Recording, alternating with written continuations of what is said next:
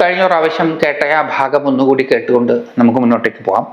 ബ്രഹ്മത്തിൽ സുദൃഢമായ രതി ഉളവാകുന്ന സമയത്ത് ജ്ഞാനിയും പരമഭക്തനുമായ ആചാര്യനെ ലഭിക്കും. നമ്മൾ പാകമാകുമ്പോൾ നമുക്ക് യോജിച്ച ഒരു ഗുരുനാഥൻ വന്നു ചേരും. ഗുരുനാഥയും ആകാം. ആ ആചാര്യന്റെ ഉപദേശത്താൽ ജ്ഞാനവും വിഷയവിരക്തിയും സുശക്തമാകും.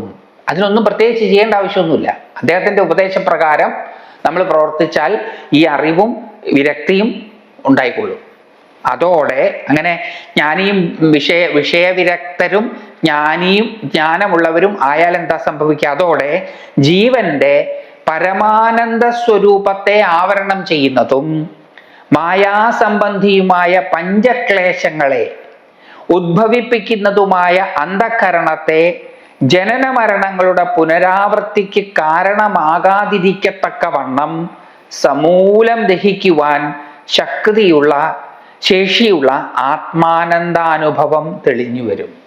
അങ്ങനെ വരുന്ന സമയത്ത് ഇതൊക്കെ സ്വാഭാവികമായിട്ടും ഒരു പൂക്കുന്നത് പോലെ സ്വാഭാവികമായിട്ടും സംഭവിക്കുന്നതാണ്. അപ്പൊ എവിടെ തുടങ്ങേണ്ടത്? ജീവിതത്തിൽ ഒരു ക്രൈസിസ് ഉണ്ടാകുന്നു. ആ ക്രൈസിസ് വിചിന്തനത്തിന് കാരണമാകുന്നു. പുനർവിചിന്തനത്തിലൂടെ ഈശ്വരനെ കുറിച്ചിട്ടുള്ള ഒരു ചെറിയ സൂചന ലഭിക്കുന്നു. ആ ഈശ്വരനെ കുറിച്ചിട്ടുള്ള കഥകള് നിരന്തരം കേൾക്കുകയും പ്രകീർത്തിക്കുകയും ചെയ്യുന്നു. അങ്ങനെ ശ്രദ്ധയോടുകൂടിയിട്ടുള്ള ആ പ്രക്രിയ വിഷയവിരക്തിയും പരാനുരാഗവും ഉണ്ടാക്കുന്നു. ആ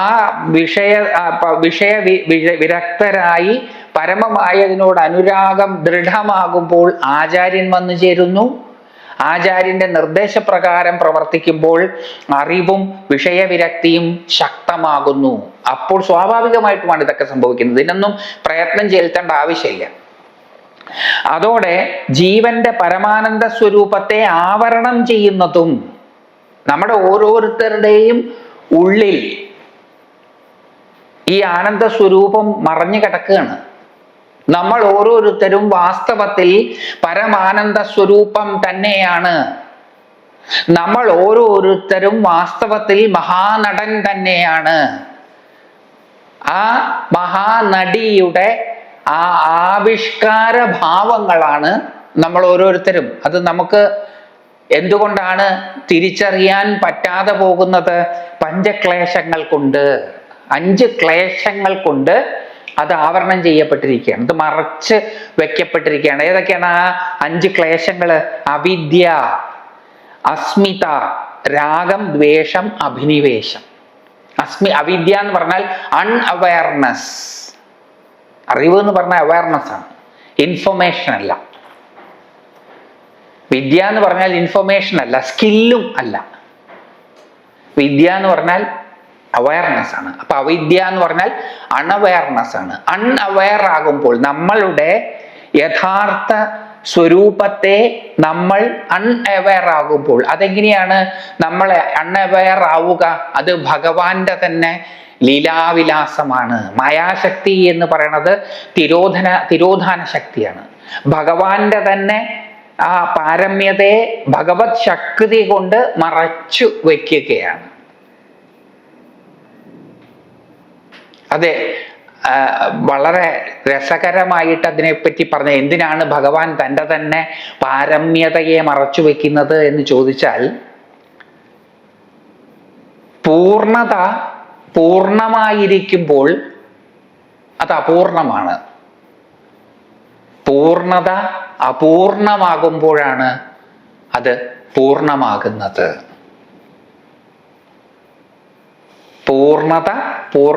പൂർണ്ണമായിരിക്കുമ്പോൾ അത് അപൂർണമാണ്. അപൂർണമാകുമ്പോൾ അത് പൂർണ്ണമായി നിൽക്കുന്നു. അതായത് അതിന്റെ പൂർണ്ണത എന്ന് പറയുന്നത് ഈ അപൂർണതയെല്ലാം കൂടി ചേരുന്നതാണ്. മനസ്സിലായില്ലെങ്കിൽ വിട്ടുകളഞ്ഞാൽ മതി, വെറുതെ കേട്ടാൽ മതി. ഇത് മനസ്സിലാക്കാൻ അത്ര എളുപ്പമുള്ള കാര്യമല്ല. അപ്പം ഈ ഈശ്വരൻ തൻ്റെ തന്നെ പാരമ്യത്തെ തൻ്റെ തന്നെ ശക്തിയായ മായാശക്തിയാൽ മറച്ചു വെക്കുകയാണ്. ആ മറച്ചു വെക്കുമ്പോഴാണ് അൺഅവയർനെസ് ഉണ്ടാവുന്നത്, അവിദ്യ ഉണ്ടാവുന്നത്. അവിദ്യ ഉണ്ടായിക്കഴിഞ്ഞാൽ അസ്മിത, ഞാൻ എന്ന ഭാവം ഉണ്ടാവും. ഞാൻ അത് പതുക്കെ ഉദിക്കും. അത് അൺഅവയർനെസ്സിൽ ഉണ്ടാവുന്നതാണ് ഈ ഞാൻ. അവയറായിരിക്കുന്ന സമയത്ത് നമുക്ക് ഞാൻ എന്നുള്ള ബോധം ഉണ്ടാവുകയില്ല. കഥാപാത്രം അവയറായിരിക്കുമ്പോൾ കഥാപാത്രം മഹാനടൻ ആണ് എന്ന ബോധ്യമാണ് ഉണ്ടാവുക. കഥാപാത്രം എപ്പോഴാണോ താൻ മഹാനടൻ ആണ് എന്ന അവയർനെസ് ഇല്ലാത്തയാളാകുന്നത്, അപ്പോൾ കഥാപാത്രത്തിന്റെ ഞാൻ ഉദിക്കും. അപ്പം അസ്മിത വന്നു, ഞാൻ എന്ന ഭാവം വന്നു. ഞാൻ എന്ന ഭാവം വരുമ്പം ഇഷ്ടമുള്ളതും ഇഷ്ടമല്ലാത്തതും വരും. രാഗദ്വേഷങ്ങൾ വരും. രാഗദ്വേഷങ്ങൾ വന്നു കഴിഞ്ഞാൽ അഭിനിവേശം, ഇഷ്ടമുള്ളതിനോട് കൂടുതൽ ഇഷ്ടം, ഇഷ്ടമില്ലാത്തതിനോട് കൂടുതൽ നിഷ്ഠം, അങ്ങനെ ആസക്തി ഉണ്ടാകും. ആസക്തി ഭയത്തിന് കാരണമാകും. അങ്ങനെ ഭയപ്പാടോടുകൂടിയായിരിക്കും നമ്മൾ പിന്നീട് എല്ലാ കാര്യങ്ങളും ചെയ്യുക. നമ്മൾ എന്തെങ്കിലും ഒന്ന് ആഗ്രഹിച്ചു, അത് കിട്ടിയാൽ അത് നഷ്ടപ്പെടുമോ എന്ന ഭയം, എന്തെങ്കിലും ഒന്ന് നഷ്ടപ്പെട്ടാൽ അത് നഷ്ടപ്പെട്ടില്ലേ എന്ന ചിന്ത, ഇതൊക്കെ നമ്മളെ ആകുലചിത്തരാകും. ഈ ഭയം ആകുലതയ്ക്ക് കാരണമാകും. ഏറ്റവും വലിയ ഭയം എന്താ? ഞാൻ ഇല്ലാതെയാകുമോ എന്നുള്ളതാണ് ഭയം. എൻ്റേതെന്ന് ഞാൻ കരുതുന്നത് അടക്കമുള്ളതാണ് ഞാൻ എന്ന് ഞാൻ കരുതുന്നത് കൊണ്ട് എൻ്റേതായിട്ടുള്ളത് എന്തെങ്കിലും ഒന്ന് നഷ്ടപ്പെടുമോ എന്ന ചിന്ത എന്നിൽ ഭയമുണ്ടാക്കുകയും ആ ഭയം ആകുലത ഉണ്ടാക്കുകയും ചെയ്യും. കാരണം എൻ്റേതിൽ ഇല്ലാതെയാകുമ്പം ഞാൻ തന്നെയല്ലേ ഇല്ലാതെയാകുന്നത് എന്ന ചിന്തയാണ് അതിന് കാരണം. അപ്പം ഈ 5 ക്ലേശങ്ങൾ, അവിദ്യ, ഇതിൻ്റെയൊക്കെ റൂട്ട് കോസ് അവിദ്യയാണ്, അൺഅവയർനെസ് ആണ്. ആ അൺഅവയർനെസ് ഉണ്ടാകുമ്പോൾ അയാംനെസ് ഉണ്ടാകുന്നു, ഞാൻ എന്ന ഭാവം ഉണ്ടാകുന്നു. ഞാൻ എന്ന ഭാവം ഉണ്ടാകുമ്പോൾ ഇഷ്ടാനിഷ്ടങ്ങൾ ഉണ്ടാകുന്നു. എനിക്ക് വേണ്ടത് അപൂർണത വന്നു, അപ്പം അത് സങ്കുചിത ബോധ സ്വരൂപമായി. അപ്പൊ അതിന് വേണ്ടതും വേണ്ടാത്തതും ഉണ്ടാകും. രാഗദ്വേഷങ്ങൾ ഉണ്ടാകും. രാഗദ്വേഷങ്ങൾ ഉണ്ടായിക്കഴിഞ്ഞാൽ അഭിനിവേശം, ക്ലിങ്ങിങ്, ആസക്തി ഉണ്ടാകും. ഇത് 5ഉം നമ്മുടെ ഓരോരുത്തരുടെയും ആ പരമാനന്ദ സ്വരൂപത്തെ മറച്ചു വെക്കാൻ കാരണമാണ്. അത് ഈശ്വരന്റെ തന്നെ ലീലയാണ്. ഈശ്വരൻ തന്നെ മറച്ചു വെച്ച് പലതായി അടിതിമിർക്കുകയാണ്. തന്നെ തന്നിൽ നിന്ന് മറച്ചു വെച്ചു പലതായിരിക്കുമ്പോഴും താൻ തന്നെയായിട്ടിരിക്കുന്നു എന്നുള്ളതാണ് ഈശ്വരന്റെ ഒരു പ്രത്യേകത. നമുക്ക് അൺഅവെയർ ആയാൽ ഉണ്ടാവുന്നത് പോലത്തെ ഒരു അൺഅവെയർനെസ് അല്ല ഈശ്വരനുണ്ടാകുന്നത്. അപ്പൊ അതുകൊണ്ട് ജീവന്റെ പരമാനന്ദ സ്വരൂപത്തെ ആവരണം ചെയ്യുന്നതും മായാസംബന്ധിയുമായ പഞ്ചക്ലേശങ്ങളെ ഉദ്ഭവിപ്പിക്കുന്നതുമായ അന്ധകരണത്തെ, ഈ പഞ്ചക്ലേശങ്ങളെ ഉദ്ഭവിപ്പിക്കുന്നത് ബുദ്ധി, അഹങ്കാരം, മനസ്സ്. ഈ അന്ധകരണങ്ങളുടെ പ്രവൃത്തിയാണ് അവിദ്യ, അൺഅവെയർനെസ്സിനെ ഉണ്ടാക്കുന്നത്. അൺഅവെയർനെസ് ആണ് ഇത് അങ്ങോട്ടും ഇങ്ങോട്ടും ഒക്കെ ബാധകമാണ്. അപ്പം ഉദ്ഭവിപ്പിക്കുന്നതുമായ അന്ധകരണത്തെ ജനന മരണങ്ങളുടെ പുനരാവൃത്തിക്ക് കാരണമാകാതിരിക്കത്തക്കവണ്ണം സമൂലം ദഹിപ്പിക്കുവാൻ ശേഷിയുള്ള ആത്മാനന്ദാനുഭവം തെളിഞ്ഞു വരും. ഈ ഉദ്ഭവിപ്പിക്കുന്നത്, ഈ പഞ്ചക്ലേശങ്ങളെ ഉദ്ഭവിപ്പിക്കുന്നത് അന്ധകരണമാണ്. ഈ അന്ധകരണമാണ് ജനന മരണങ്ങളുടെ പുനരാവൃത്തിക്ക് കാരണമായിരിക്കുന്നത്. ഈ അന്ധകരണങ്ങൾ കൊണ്ട് എന്താ ഉണ്ടാവുന്നത്? ചിന്തകളാണ് ഉണ്ടാവുന്നത്.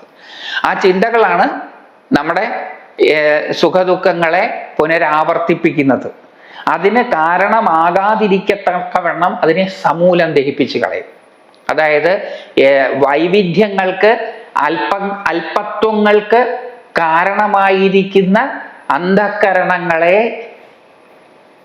ദഹിപ്പിച്ച് കളയും. അതെങ്ങനെയാ ദഹിപ്പിച്ച് കളയുന്നത്? ആത്മാനന്ദാനുഭവം തെളിഞ്ഞു വരുമ്പോൾ. ഈ ആവരണം മാറ്റി ആത്മാനന്ദാനുഭവം തെളിഞ്ഞു വരുന്ന സമയത്ത് ബുദ്ധി, മനസ്സ്, അഹങ്കാരം അവയുടെ പുനരാവർത്തിക്ക് കാരണമായിട്ടുള്ളത് ഇല്ലാണ്ടാവും. അതായത് ചിന്തകളൊക്കെ ഇല്ലാണ്ടാവും. ആത്മാനന്ദാനുഭവം തെളിഞ്ഞു വരും. വിറകിൽ നിന്നും മറ്റും ഉത്ഭവിക്കുന്ന അഗ്നി തൻ്റെ തേജസ്സിന് തന്നെ കാരണമായിരിക്കുന്ന വിറകിനെ തന്നെ ദഹിപ്പിക്കുന്നത് പോലെയാണ് ഇതും.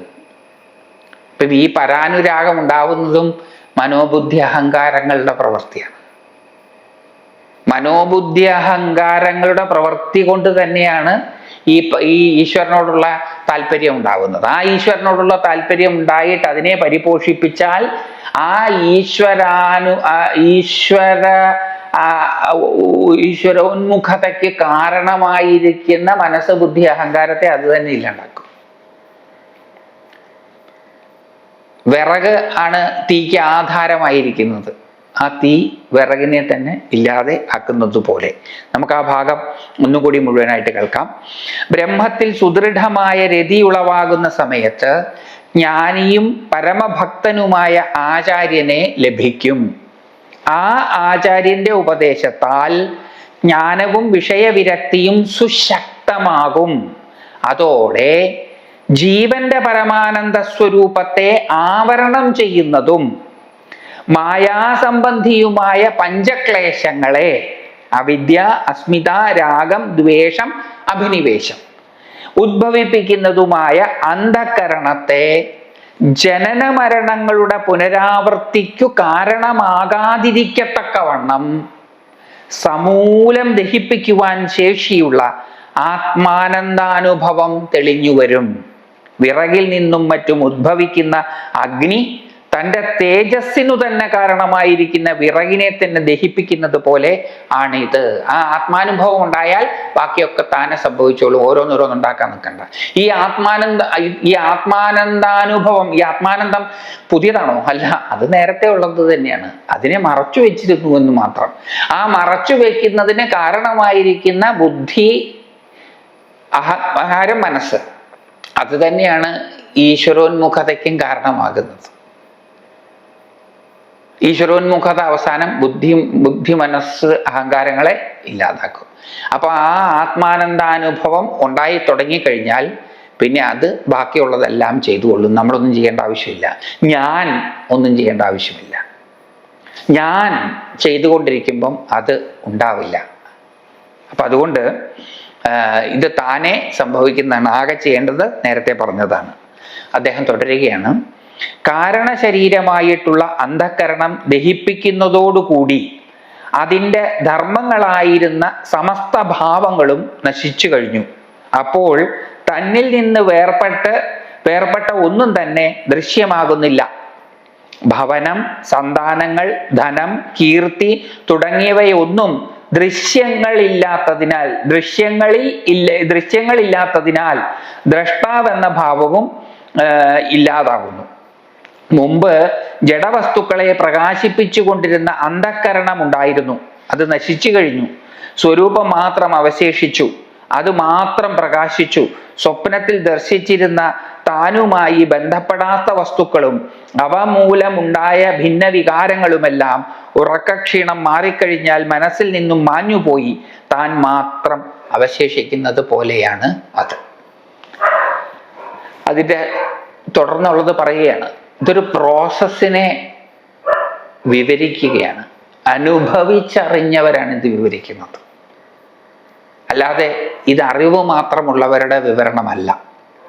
അതുകൊണ്ട് തന്നെ ഇത് കേട്ടാൽ ആ അനുഭവത്തിൻ്റെ ചൂരും കൂടി ഇതിനുണ്ട് എന്നുള്ളത് കൊണ്ട് കേൾക്കുന്നവരുടെ ഉള്ളിൽ മാറ്റങ്ങൾ ഉണ്ടാക്കാൻ പര്യാപ്തമാണിത്. കാരണശരീരമായിട്ടുള്ള അന്ധകരണം, സ്ഥൂല ശരീരം, സൂക്ഷ്മ ശരീരം, ആ സൂക്ഷ്മ ശരീരത്തെ തന്നെ കാരണശരീരവും. കാരണം ഇവിടെ കാരണശരീരം എന്ന് ഉദ്ദേശിക്കുന്നത് ഈ നാനാത്വത്തിന് കാരണമായിട്ടുള്ള ശരീരം. അത് സൂക്ഷ്മ ശരീരമാണ്. അത് മനോബുദ്ധി അഹങ്കാരങ്ങളോട് കൂടിയതാണ്. അപ്പോ ഈ നമ്മുടെ ഓരോരുത്തരുടെയും ഉള്ളിലുള്ള ആത്മാനന്ദാനുഭവം ആചാര്യോപദേശമനുസരിച്ച് പ്രവർത്തിക്കുന്നത് മൂലം വർദ്ധിച്ചു വരുമ്പോൾ എന്ത് സംഭവിക്കും? അന്ധകരണം ദഹിച്ചു പോകും.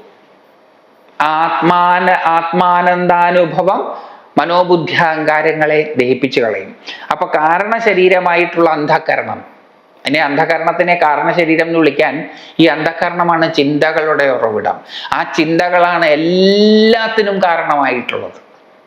എല്ലാത്തിനും സുഖ ദുഃഖങ്ങൾക്ക് കാരണമായിട്ടുള്ളത് ഈ അന്ധകരണമാണ്. ആ അന്ധകരണം ദഹിച്ചു പോയി. കാരണശരീരമായിട്ടുള്ള അന്ധകരണം ദഹിക്കുന്നതോടുകൂടി അതിൻ്റെ ധർമ്മങ്ങളായിരുന്ന സമസ്ത ഭാവങ്ങളും നശിച്ചു കഴിഞ്ഞു. അപ്പൊ മനോബുദ്ധി അഹങ്കാരങ്ങളുടെ ധർമ്മങ്ങളായിരുന്ന, ധർമ്മം എന്ന് പറഞ്ഞാൽ മാറ്റം, വികാരം എന്ന് പറഞ്ഞാൽ മാറ്റം, ഈ മനോബുദ്ധി അഹങ്കാരങ്ങളാണ് ഈ മുഴുവൻ മാറ്റങ്ങളെ ഉണ്ടാക്കുന്നത്. അതിൻ്റെ ധർമ്മമാണ് ഈ മാറ്റം ഉണ്ടാക്കുക. അതിൻ്റെ ധർമ്മങ്ങളായിരുന്ന സമസ്ത ഭാവങ്ങളും നശിച്ചു കഴിഞ്ഞു. അതിൻ്റെ മാറ്റങ്ങളിൽ ഉണ്ടാകുന്ന സമസ്ത ഭാവങ്ങളും നശിച്ചു കഴിഞ്ഞു. ഈ ഭാവങ്ങൾ ഉണ്ടാക്കുക ചിന്തകളാണ്. ആ ചിന്തകൾ മുഴുവൻ നശിച്ചു. അങ്ങനെ നശിച്ചു കഴിഞ്ഞപ്പോൾ അപ്പോൾ തന്നിൽ നിന്ന് വേർപെട്ട ഒന്നും ദൃശ്യമാകുന്നില്ല.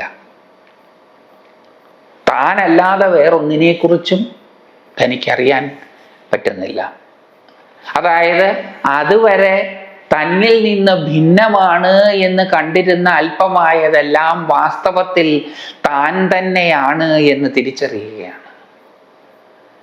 അവിടെയാണ് യാതൊന്നു കാൺമതതു നാരായണ പ്രതിമ, യാതൊന്നു കേൾപ്പതതു നാരായണ സ്തുതി, യാതൊന്നു ചെയ്വതതു നാരായണാർച്ചന, യാതൊന്നതൊക്കെയും ഹരി നാരായണായ നമ എന്ന എഴുത്തച്ഛൻ്റെ വരികള് ആ അവസ്ഥയെയാണ് സൂചിപ്പിക്കുന്നത്. അപ്പോൾ തന്നിൽ നിന്ന് വേർപെട്ട ഒന്നും തന്നെ ദൃശ്യമാകുന്നില്ല. ഭവനം, സന്താനങ്ങൾ, ധനം, കീർത്തി തുടങ്ങിയവയൊന്നും ദൃശ്യങ്ങളില്ലാത്തതിനാൽ ഇതൊക്കെ ദൃശ്യങ്ങളാണ്, തന്നിൽ നിന്ന് വേറിട്ട് നിൽക്കുന്നതാണ് എന്നാണ് ആത്മാനുഭൂതി ഉണ്ടാകുന്നത് വരെ കരുതിയിരുന്നത്. ഇതൊക്കെ വെവ്വേറെയാണ്. അതുകൊണ്ടാണ് അതിനെയെല്ലാം തൻ്റേതാക്കണം എന്നുള്ള ആഗ്രഹം ഉണ്ടാകുന്നത്. അതുകൊണ്ടാണ് രാഗമുണ്ടാകുന്നതും അതിന് വിരുദ്ധമായതിനോട് ദ്വേഷമുണ്ടാകുന്നതും രാഗദ്വേഷങ്ങൾ ഉണ്ടാകുമ്പോൾ അഭിനിവേശം ഉണ്ടാകുന്നതും. ആത്മാനന്ദാനുഭവത്തിന്റെ ദാർഢ്യത്തിൽ അന്ധകരണങ്ങൾ ശിഥിലമായപ്പോൾ, ഈ നാനാത്വത്തിന് കാരണമായത് ഇല്ലാതെയായപ്പോൾ, ചിന്തകളെല്ലാം താനെ ഇല്ലാതെയായപ്പോൾ എന്ത് സംഭവിച്ചു? ഭവനം, വീട്, സന്താനങ്ങള്, ധനം, കീർത്തി ഇവയൊന്നും ദൃശ്യങ്ങളില്ലാത്തതിനാൽ ദ്രഷ്ടാവെന്ന ഭാവവും ഇല്ല. ഇവയൊന്നും ഇല്ലെങ്കിൽ, കാണാനൊന്നുമില്ലെങ്കിൽ കാഴ്ചക്കാരനുമില്ല. ഇപ്പൊ ദൃശ്യങ്ങളൊന്നുമില്ലെങ്കിൽ ദ്രഷ്ടാവുമില്ല. അപ്പം ഗ്രാഹക ഭേദം ഇല്ലാണ്ടായി, സബ്ജക്റ്റ് ഓബ്ജക്റ്റ് ഡ്യുവാലിറ്റി ഇല്ലാതായി. ഇതൊന്നും ഇല്ലാണ്ടാക്കുന്നില്ല, നമ്മൾ ഇല്ലാണ്ടാക്കുന്നതല്ല. ഇതൊക്കെ താനെ ഈ പ്രോസസ്സിൽ സംഭവിക്കുന്നതാണ്. ആ പ്രോസസ്സിനെയാണ് ഈ വിവരിക്കുന്നത്. അപ്പോൾ തന്നിൽ നിന്ന് വേർപെട്ട ഒന്നും തന്നെ ദൃശ്യമാകുന്നില്ല. ഈ തന്നിൽ നിന്ന് വേർപെട്ടത് എന്തായിരുന്നു? ഭവനം, സന്താനങ്ങൾ, ധനം, കീർത്തി തുടങ്ങിയവ. ഇതൊന്നും ദൃശ്യമാകുന്നില്ല. ദൃശ്യങ്ങളില്ലാത്തതിനാൽ ദ്രഷ്ടാവെന്ന ഭാവവും ഇല്ലാതാകുന്നു. മുമ്പ് ജഡവസ്തുക്കളെ പ്രകാശിപ്പിച്ചു കൊണ്ടിരുന്ന അന്ധകരണം ഉണ്ടായിരുന്നു. തന്നിൽ നിന്ന് വേറിട്ട് നിൽക്കുന്ന വസ്തുക്കളെ വെളിപ്പെടുത്തി തരുന്ന മനോബുദ്ധി അഹങ്കാരങ്ങൾ ഉണ്ടായിരുന്നു. ആ മനോബുദ്ധി അഹങ്കാരങ്ങളാണ് ലിമിറ്റേഷന്, ഡ്യുവാലിറ്റിക്ക് കാരണം. ഡ്യുവാലിറ്റിക്ക് കാരണം, ഭേദബുദ്ധിക്ക് കാരണമായിട്ടുള്ള മനോബുദ്ധി അഹങ്കാരങ്ങളുടെ പ്രവൃത്തി കൊണ്ടാണ് തന്നിൽ നിന്ന് വേറിട്ട് നിൽക്കുന്നതാണ് എല്ലാം എന്ന ഒരു ചിന്ത ഉണ്ടായത്. അതിൻ്റെ പ്രവൃത്തി കാരണമാണത്. മുമ്പ് ജഡവസ്തുക്കളെ പ്രകാശിപ്പിച്ചു കൊണ്ടിരിക്കുന്ന, തന്നിൽ നിന്ന് വേറിട്ട് നിൽക്കുന്ന വസ്തുക്കളെ പ്രകാശിപ്പിച്ചു കൊണ്ടിരുന്ന അന്ധകരണം ഉണ്ടായിരുന്നു. അത് നശിച്ചു കഴിഞ്ഞു. സ്വരൂപം മാത്രം അവശേഷിച്ചു. അതുമാത്രം പ്രകാശിച്ചു. വേറൊന്നുമില്ല പ്രകാശിക്കാൻ. വേറൊന്നിനെയും പ്രകാശിപ്പിക്കേണ്ടതായിട്ടുമില്ല. കാരണം താനല്ലാണ്ട് വേറൊന്നുമില്ല. സ്വരൂപം മാത്രം അവശേഷിച്ചു. അത് മാത്രം പ്രകാശിച്ചു. സ്വപ്നത്തിൽ ദർശിച്ചിരുന്ന താനുമായി ബന്ധപ്പെടാത്ത വസ്തുക്കളും അവ മൂലമുണ്ടായ ഭിന്ന വികാരങ്ങളുമെല്ലാം ഉറക്കക്ഷീണം മാറിക്കഴിഞ്ഞാൽ മനസ്സിൽ നിന്നും മാഞ്ഞുപോയി താൻ മാത്രം അവശേഷിക്കുന്നത് പോലെയാണ് അത്. സ്വപ്നത്തിൽ നിന്ന് ഉണരുന്നത് പോലെയാണ് അത്. സ്വപ്നത്തില് താനുമായി ബന്ധപ്പെടാത്ത വസ്തുക്കളെ ദർശിച്ചിരുന്നു. അങ്ങനെ താനുമായിട്ട് ബന്ധപ്പെടാത്ത വസ്തുക്കളെ സ്വപ്നത്തിൽ, വാസ്തവത്തിൽ സ്വപ്നത്തിൽ താനല്ലാതെ വേറൊന്നുമില്ല. പക്ഷെ സ്വപ്നം കാണുന്ന ഒരാളെ സംബന്ധിച്ചിടത്തോളം താനല്ലാത്ത പലതുമുണ്ട്.